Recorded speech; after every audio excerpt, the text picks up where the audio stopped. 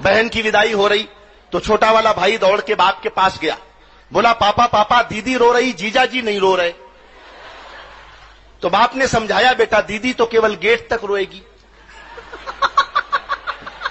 जीजा जी को तो जिंदगी भर रोना ही है। शादी के बाद प्यार रहता है या नहीं रहता कोई गारंटी नहीं है। हमारे एक मित्र चमन लाल, उनकी पत्नी को रहता है बस इसी बात का मलाल कि जब भी वो किसी कार्यक्रम या समारोह में जाते हैं तो पत्नी को साथ नहीं लेकर जाते हैं। अच्छा, इसकी पूछी वजह तो बोले दिमाग मत चाटो सुबह सुबह, अरे आप ही हमारी पत्नी को समझाइए, दिल्ली में कानून बना है 15 साल पुराने वाहन सड़कों पर मत लाइए। जाती है प्यार के बाद। तो एक आदमी ने भगवान से कहा, भगवान आप एक आशीर्वाद दे दो, मेरी मेमोरी डिलीट कर दो। तो भगवान ने उस आदमी की सारी मेमोरी डिलीट कर दी। फिर इससे पूछा भगवान ने, बेटा अब भी कुछ याद है क्या? वो बोला साहब केवल बीवी का नाम याद है। तो भगवान बोले यार पूरा सिस्टम फॉर्मेट कर दिया लेकिन वायरस फिर भी नहीं गया। मैंने शोध किया और शोध करके एक ऐसा विभाग ढूंढ के निकाला जिसमें दावे के साथ कह सकता हूं आपने कभी किसी महिला को काम करते नहीं देखा होगा। उसमें तकनीकी समस्या है, उसमें कभी कोई महिला काम कर ही नहीं सकती।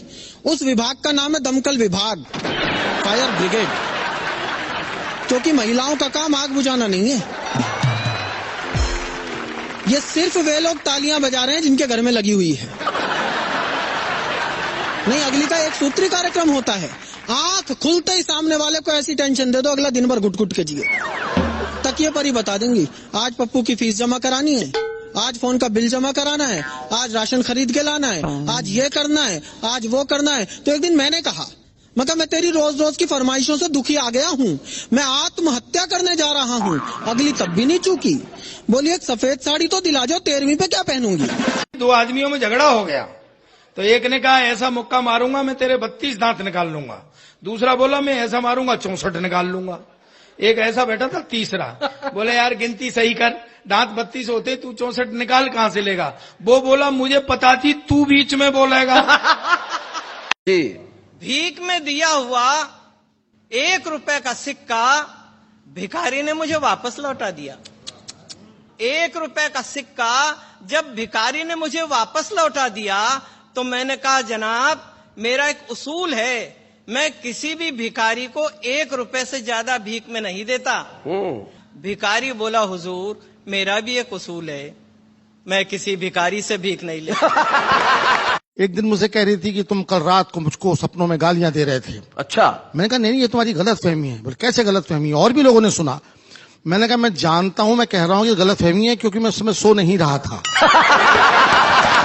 वो एक आदमी तो एक नाई की दुकान पे गया, नाई की दुकान पे जाके बोला कितनी देर लगेगी? नाई बोला जी अभी तो 3 घंटे और लगेंगे। दूसरे दिन वो फिर दुकान पे गया, फिर बोला कितनी देर लगेगी? नाई बोला जी 2 घंटे लगेंगे। वो रोज जाता उसकी दुकान पे। तो एक दिन नाई ने नौकर से पूछा यार ये आदमी रोज आता है, न तो शेविंग करवाता है न कटिंग करवाता है, केवल टाइम पूछ के चला जाता है, इसके पीछे जा, आखिर ये जाता कहां है? तो नौकर पीछे गया, आधे घंटे बाद वापिस आया। वापिस आते ही मालिक ने उससे पूछा रे नौकर बताओ आदमी कहां जाता है? तो नाई बोला, वो नौकर बोला साहब टाइम पूछ के आपके ही घर पे जाता है।